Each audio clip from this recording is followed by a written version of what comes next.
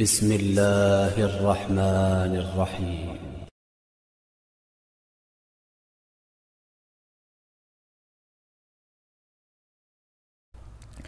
الحمد لله رب العالمين والصلاة والسلام على رسول الكريم اما بعد. بسم اللہ الرحمن الرحیم. اللہ کے نبی صلی اللہ علیہ وسلم کی سنتوں کے اس سلسلے میں ہمارے ساتھ بنے رہنے کے لیے ہم دل کی گہرائیوں سے آپ کا شکر گزار ہیں. ہم آپ کا اس مجلس میں خیر مقدم کرتے ہیں. السلام علیکم ورحمۃ اللہ وبرکاتہ. اب تک ہم نے گزشتہ درس میں صبح و شام کے مسنون اعمال بتائے تھے، یعنی وہ دعائیں، وہ اذکار جو اللہ کے نبی صلی اللہ علیہ وسلم سے ثابت ہیں کہ آپ ان کو یاد کر کے صبح و شام ذکر کر سکتے ہیں. ان کے ذریعے سے اللہ تبارک و تعالی کو یاد کیا جا سکتا ہے. اسی طریقے سے کچھ دعائیں آج کے درس میں بیان کی جائیں گی، اور اس کا طریقہ بھی وہی ہے کہ اگر یہ دعائیں آپ کو یاد ہے تو الحمدللہ ان کی پابندی کی جائے، اور اگر یاد نہیں ہیں تو کسی دعاؤں کی کتاب سے ان دعاؤں کو حفظ کیا جائے اور پھر اس کے اوپر عمل کیا جائے.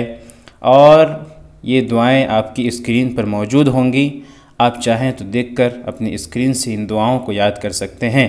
اللہ ہمیں اللہ کے نبی صلی اللہ علیہ وسلم کی سنتوں پر عمل کرنے والا بنائے. اللہ کے نبی صلی اللہ علیہ وسلم یہ دعا بھی پڑھا کرتے تھے صبح و شام. اللہم فاطر السماوات والارض عالم الغیب والشہادہ لا الہ الا انت رب کل شیء وملیکہ اعوذ بک من شر نفسی ومن شر الشیطان وشرکہ وان اقترف علی نفسی سوءا او اجرہ الی مسلم. یہ دعا اللہ کے نبی صلی اللہ علیہ وسلم صبح و شام پڑھا کرتے تھے. اسی طریقے سے اللہ کے نبی صلی اللہ علیہ وسلم سے ایک اور دعا ثابت ہے جو آپ صلی اللہ علیہ وسلم تین مرتبہ صبح کے وقت اور شام کے وقت پڑھا کرتے تھے. بہت ہی مشہور دعا ہے. یہ ہے بسم اللہ الذی لا یضر مع اسمہ شیء فی الارض ولا فی السماء وہو السمیع العلیم. اس کے پڑھنے کی فضیلت کیا ہے؟ اللہ کے نبی صلی اللہ علیہ وسلم نے ارشاد فرمایا کہ جو شخص اسے صبح و شام تین مرتبہ پڑھ لے اسے کوئی چیز نقصان نہیں پہنچا سکتی. اسی طریقے سے یہ دعا بھی ہمیں اللہ کے نبی صلی اللہ علیہ وسلم سے ملتی ہے، اور اس کا بھی اہتمام کرنا چاہیے کہ صبح و شام تین مرتبہ ہم پڑھیں. رضیت باللہ ربا وبالاسلام دینا وبمحمد نبیا.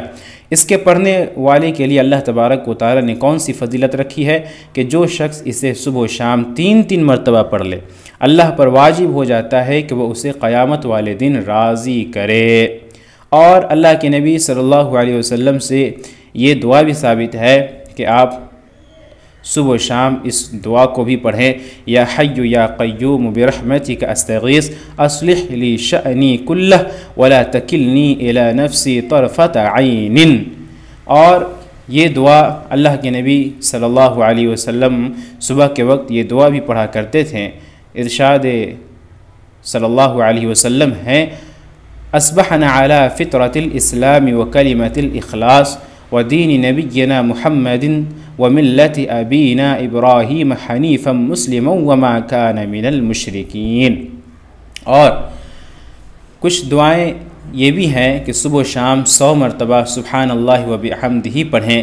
اور اس کی فضیلت یہ ہے کہ جو شخص اسے صبح و شام 100 مرتبہ پڑھ لے قیامت والے دن کوئی شخص اس سے افضل عمل نہیں لا سکے گا سوائے اس شخص کے کہ جو اسی آدمی کی طرح اسے پڑھتا تھا یا اس سے زیادہ عمل کرتا تھا. نیز اس کی ایک اور فضیلت یہ بھی ہے کہ اس آدمی کے تمام گناہ خاص سمندر کے جھاگ کے برابر کیوں نہ ہو معاف کر دیے جاتے ہیں. اور اللہ کے نبی صلی اللہ علیہ وسلم نے 100 مرتبہ اس دعا کے پڑھنے کا بھی حکم دیا. یہ پڑھی جائے لا الہ الا اللہ وحدہ لا شریک لہ لہ الملک ولہ الحمد وہو علی کل شیء قدیر. اور اس کی بھی فضیلت کئی ساری ہیں. مثلا اسے 100 مرتبہ پڑھنا 10 گردنوں کو آزاد کرنے کے برابر ہے، اور اس کے لیے 100 نیکیاں لکھ دی جاتی ہیں، اور اس کے 100 گناہ معاف کر دیے جاتے ہیں. اور یہ دعا شام ہونے تک اس شخص کے لیے شیطان کے سامنے حفاظت کا حصار بنی رہتی ہے. تو اتنی عظیم دعا پڑھ کر انسان اپنے آپ کو اتنی ساری نیکیوں کا مکلف بنا سکتا ہے. لہذا ہمیں چاہیے کہ ہم ان دعاؤں کی پابندی کریں. اور اللہ کے نبی صلی اللہ علیہ وسلم سے صبح کے وقت اس دعا کو بھی پڑھنا ثابت ہے. اللہم انی اسألک علما نافعا ورزقا طیبا وعملا متقبلا۔ لہذا اس دعا کے الفاظ بہت عمدہ ہیں، اس کے معنی بھی بہت بہترین ہے کہ اللہ میں آپ سے علم نافع، پاکیزہ رزق اور اس عمل کا سوال کرتا ہوں جسے قبول کر لیا جائے۔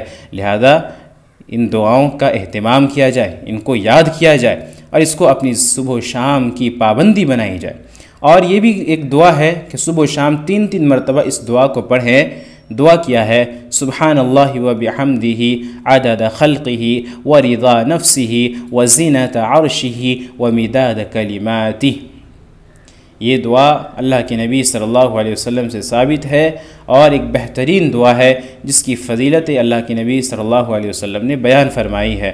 آخری دعا بیان کریں گے انشاءاللہ، اس کے بعد اس درس کو ختم کیا جائے گا، اور وہ یہ کہ شام کے وقت 3 مرتبہ یہ دعائیں پڑھیں۔ اعوذ بکلمات اللہ التامات من شر ما خلق۔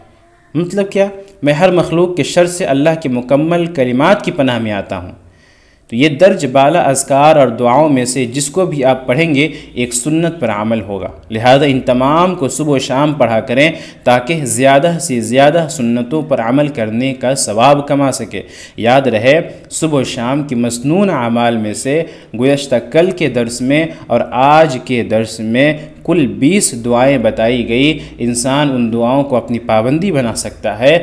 اگر وہ ان دعاؤں کو یاد کر لے اور ان دعاؤں پر پابند ہو جائے تو ان دعاؤں کی ادائیگی میں اور ان دعاؤں کو کہنے میں اسے زیادہ وقت کی ضرورت نہیں پڑے گی۔ یاد رہے کہ ان اذکار کو اخلاص، صدق اور یقین کے ساتھ اور ان کے معانی میں تدبر کرتے ہوئے پڑھنا ضروری ہے تاکہ عملی زندگی میں آپ کو ان کے اچھے نتائج محسوس ہو سکیں۔ آخر میں اللہ تبارک و تعالیٰ سے دعا ہے کہ اللہ تبارک و تعالیٰ ہمیں اللہ کے نبی صلی اللہ علیہ وسلم کی ان سنتوں پر عمل کرنے کی توفیق عطا فرمائے۔ اللہ کے نبی سے جو ثابت شدہ دعائیں ہیں، جو اذکار ہیں، ان کو یاد کرنے، ان کے معانی اور مفاہیم میں غور و فکر اور تدبر کرنے کی توفیق عطا فرمائے۔ آمین۔ وآخر دعوانا ان الحمد للہ رب العالمین، والسلام علیکم ورحمۃ اللہ وبرکاتہ۔